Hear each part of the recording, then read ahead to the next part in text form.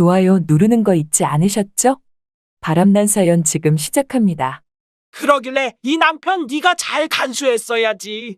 이제 와서 그게 왜 내 탓이 되냐고. 네 남편이 너한테 실증 나서 나한테 온 거잖아, 안 그러니? 내 남편을 그것도 친하다면 친한 여고 동기에게 뺏길 줄은 꿈에도 생각 못했어요. 요즘 아무리 이혼이 쉽다 하지만 내 나이 60을 바라보는 나이에 이렇게 이혼을 하게 될 줄이야. 여느 날처럼 친구 민화가 우리 집에 찾아왔어요. 민화는 남편과 이혼하고 요즘 들어 부쩍 우리 집에 자주 놀러 오게 되었답니다. 저는 오래전부터 친구 민화와 알던 사이였고 우리들은 여고 동기생이었죠. 민화는 내가 어렵던 시절에 늘 날 응원해주고 날 믿어주고 나에게 힘을 실어준 그런 친구였어요. 그래서 전 민화를 더 믿었고 반백살이 넘어서까지도 친하게 지낼 수 있는 사이인 것이었죠. 어느 일요일 점심이었는데 한 번은 민화가 제주 옥돔을 우리 집에 가지고 왔더라고요. 이렇게 비싼 걸 왜 사가지고 왔냐고 하니까 자기도 산 게 아니라면서 선물 받은 건데 너도 알다시피 남편과 뒤늦게 이혼하고 애들은 다 유학 갔고 혼자서 살다 보니 아무리 좋은 옥돔이 선물이 들어와도 혼자 해먹기 참 까다롭다고 하더라고요.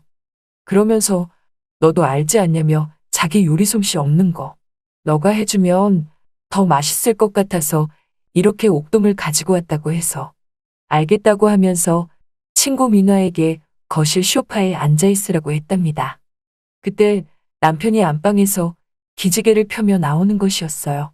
메리아스 차림에 그냥 대충 입고 나왔는데 민화가 그런 남편에게 인사를 하자 남편은 친구 민화가 없는 줄 알았는지 잠시 놀라며 허겁지겁 다시 안방으로 들어가 제대로 옷을 입고 나오더라고요.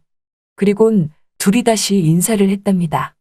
내가 민화와 오랫동안 알던 사이였듯이 나로 인하여 남편도 친구 민화와 안 지 오래되었죠. 민화는 옷을 제대로 입고 나온 남편에게 여기 앉으시라며 자기가 옥돔을 가져왔다고 자랑을 늘어놓더라고요. 남편은 그러냐며 옥돔 안 먹어본 지 정말 10년이 넘은 것 같다고 그러자 민화는 잘 됐다며 어쩐지 승필 씨 생각이 났다고 하지 뭐예요. 그 말이 좀 그랬지만 그래도 오랫동안 봐오던 사이니까 서슴없이 지내는 거라 생각했어요. 저는 주방에서 옥돔으로 요리를 하고 있었고 민화는 계속 남편에게 말을 시켰어요. 한두 번 봐오던 사이도 아닌데 메리아스 차림이면 어떠냐면서 어쩜 승필 씨는 그 나이에 메리아스를 입어도 멋있냐며 남편을 막 치켜세우더라고요.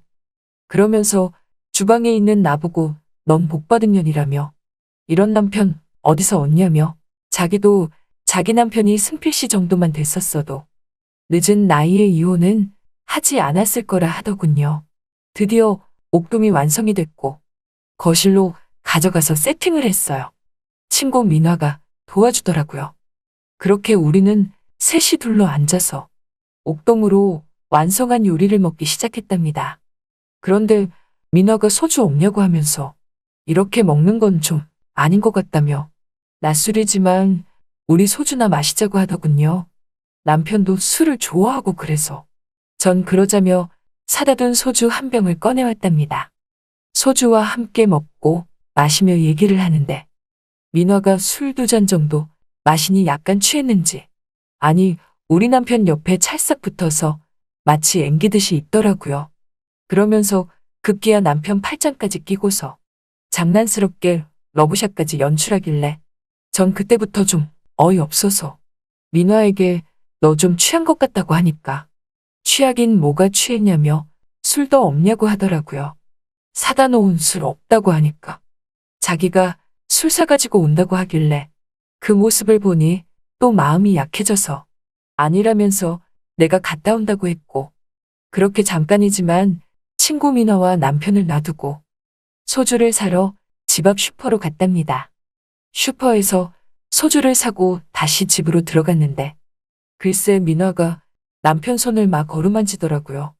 그래서 전 보기 좀 불쾌해서 민화에게 너 취했으니 이만 가봐야 하는 거 아니냐고 하니까 민화가 하는 말이 너무한 거 아니냐며 비싼 옥돔까지 사서 가지고 왔는데 벌써 내쫓는 거냐면서 그러지 않아도 약간 취기가 올라서 한숨 자야겠다고 하더라고요. 어이없었지만 그래도 뭐 어쩌겠어요. 그렇게 하라고 하고 친구 미나는 작은 방에 들어가 잠을 자게 되었답니다.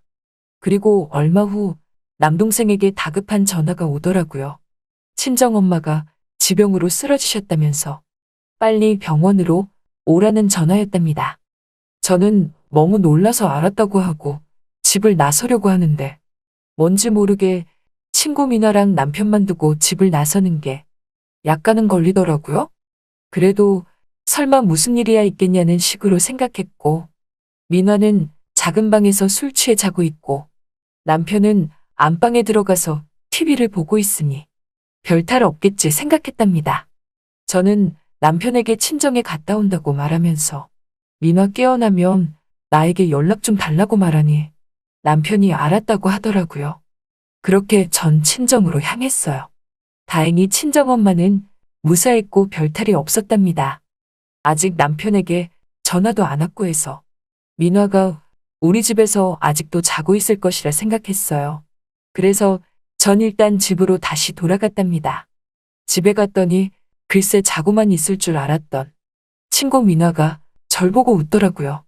그러면서 왔냐고 하며 옷을 추스려 입고선 자긴 이제 가본다고 하는 겁니다.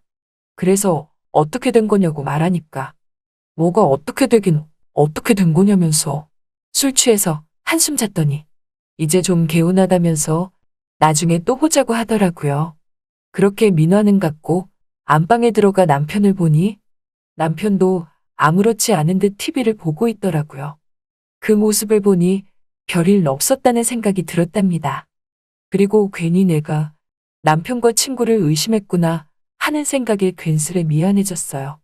그런데 얼마 뒤 남편은 출근하고 없는 사이 친구 민화가 다시 우리 집에 찾아왔답니다. 이번에는 정력에 좋은 거라면서 장어를 가지고 왔더라고요.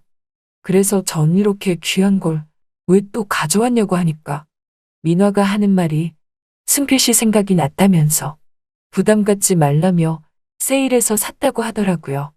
전 좀 어이없어서 아니 너가 왜 우리 남편 정력을 걱정하냐고 하니까 갑자기 민화가 당황스러워하며 이 지지배야 나 좋자고 사왔겠니? 다 너 좋자고 사온 거 아니냐고 하더라고요. 그 말을 들으니 또 맞는 말 같았어요. 아무튼 민화가 사온 장어를 손질하고 요리로 맛있게 탈바꿈 시켰고 드디어 남편이 퇴근을 하고 집에 왔더라고요. 민화는 남편을 보고서 너무나 반가워하며 승필 씨 보려고 아직도 안 가고 있었다면서 오늘 장어 사갖고 왔으니까 이거 먹으라면서 마치 자기가 아내인 것 마냥 굴더라고요. 그래서 전 민화에게 너 저번부터 내 남편에게 관심이 더 많아진 것 같다고 하니까 솔직히 승필 씨 잘생긴 거 아니냐면서 내 남편 어쩜 저렇게 양복도 잘 어울리냐면서 넌 복 받은 거라고 저한테 또 그러더라고요. 그 뒤 남편은 제대로 씻지도 못한 채 장어를 먹기 위해 앉았고 민화는 남편이 먹는 모습을 눈에 꿀이 떨어지도록 쳐다보더라고요. 저는 민화에게 너 이제 안 가냐고 하니까 그러지 않아도 갈 거라면서 나중에 또 보자고 하더군요. 그렇게 민화가 가고 30분쯤이 지나서 남편에게 전화 한 통이 왔답니다. 남편은 조심스레 전화를 받으며 알겠다고 하면서 다시 옷을 챙겨 입고 나가려고 하지 뭐예요. 그래서 전 남편에게 어딜 가는 거냐고 하니까 회사에 다시 한번 나가봐야겠다면서 야근하는 직원이 뭘 잘못 건드렸는지 사용이 안 된다고 하니까 자기가 가서 한번 봐줘야 된다고 하더라고요. 그렇게 남편은 다시 나갔고 잠깐 나간다는 남편은 다음날 퇴근 시간에 맞추어 다시 집으로 돌아왔어요. 저는 남편에게 어떻게 된 거냐고 말하니까 일 때문에 그런 거라고 둘러대더라고요. 그리고 그 다음날 친구 민화가 찾아왔어요. 평소보단 다른 눈빛과 얼굴로 찾아와서 나에게 할 말 있다고 하면서 앉으라고 하더라고요. 그러면서 거실 테이블에 하얀 봉투 하나를 쓱 내밀더니 이 돈이면 넌 충분히 좋은 사람 만날 수 있고 제주도 많으니 어디 가서도 새 출발할 수 있다고 하지 뭐예요. 그래서 전 이게 다 무슨 소리냐고 하면서 봉투 안을 살짝 열어봤는데 봉투에는 3억 원가량의 수표가 들어있었답니다. 아니 이게 다 뭐냐고 말하니까 저보고 하는 말이 글쎄 우리 남편을 좋아한다고 하지 뭐예요. 그래서 전 미쳤냐며 응수하니 맞다면서 자기 미친 것 같다며 내 남편 좋아서 이렇게 자주 찾아오는 거 너는 몰랐냐고 하는데 순간 너무나 어이가 없었어요. 여러분이 지금 듣고 계신 채널은 바람난 사연 채널입니다. 남편한테 약간 찝쩍대는 건 알고 있어도 저렇게 좋아하는지는 몰랐거든요. 우리 남편을 좋아하니까 저보고 이혼해 달라는 소리였어요. 전 너무 어이없어서 오늘부로 너랑 친구 사이는 끝났다며 이 돈 가지고 가고 다시는 찾아오지 말라고 했더니 민화가 얼굴색이 싹 바뀌며 제게 하는 말이 네 남편 잘하던데. 라며 의미심장한 말을 하더라고요. 이어서 너 나 잠든 줄 알고 친정집에 갔다 온 날 말이야. 아참, 그저께도 남편 안 들어왔지. 그때도 나랑 있었어. 라고 하는데 손이 다 떨리기 시작했답니다. 민화는 나에게 오늘은 이만 돌아가지만 더 험한 꼴 보기 싫으면 빨리 결정하라면서 어차피 내 남편도 너보단 자기를 더 좋아한다며 돈 줄 때 이거 먹고 떨어지라는 식으로 말을 하지 뭐예요. 그날 저녁 남편이 퇴근 후 돌아왔는데 남편에게 전후 오자마자 따귀를 날렸더니 남편은 나에게 오히려 적반하장식으로 친구 민화 밥만 좀 닮아보라면서 내가 이러니까 자기가 싫어하는 거라고 하더군요. 너무나 어이없었어요. 그리고 남편은 바로 또다시 밖으로 나가버렸답니다. 저는 남편에게 전화를 했지만 받질 않았어요. 안 되겠다 싶어 민화에게 전화를 해보니 아니나 다를까 민화가 하는 말이 내 남편 지금 자기랑 같이 있다면서 그렇게 알라고 하며 전화를 끊더라고요. 다음날 남편이 집으로 왔는데 저한테 대뜸 이혼하자고 하더군요. 저는 어떻게 그럴 수 있냐고 하니까 이 집도 당신 줄 테니 그냥 가지라면서 자기는 오늘부로 밖에서 지낸다고 하지 뭐예요. 그러면서 이혼 준비 빠른 시일 내에 해놓으라고 하면서 나갔답니다. 저는 너무 화가 나서 민화에게 전화를 했더니 민화가 하는 말이 그러길래 이 남편 네가 잘 간수했어야지. 이제 와서 그게 왜 내 탓이 되냐고. 네 남편이 너한테 실증 나서 나한테 온 거잖아, 안 그러니? 라면서 전화를 끊었답니다. 이미 마음 떠난 남편 잡기도 힘들고 전 모든 걸 포기하며 이혼을 했죠. 그렇게 남편 없이 살고 있던 어느 날 남편이 다시 집으로 찾아왔더라고요. 저한테 미안하다며 용서를 빌길래 이게 지금 뭐 하는 짓이냐고 하니까 지금 오갈 때도 없는 신세가 됐다고 하지 뭐예요. 민화 하나 믿고 회사도 그만뒀다면서 자기도 민화의 꼬임에 넘어간 거라며 저 여자가 알고 보니 돈이 많은 게 아니라 빚이 엄청나서 이제 집까지 빨간 딱지가 붙여지고 급기야 민화는 보이지도 않고 안 되겠다 싶어서 다시 찾아왔다고 하더라고요. 그래서 전 안쓰러운 남편을 보고 웃으며 썩 꺼지라고 말했어요. 보니까 민화도 쫄딱 망해서 그 뒤로 그지가 된 듯 싶더라고요. 그러길래 착하게 살아야지. 하늘이 천벌을 준 듯 싶었답니다. 잘 들으셨나요? 오늘의 바람난 사연은 여기까지입니다.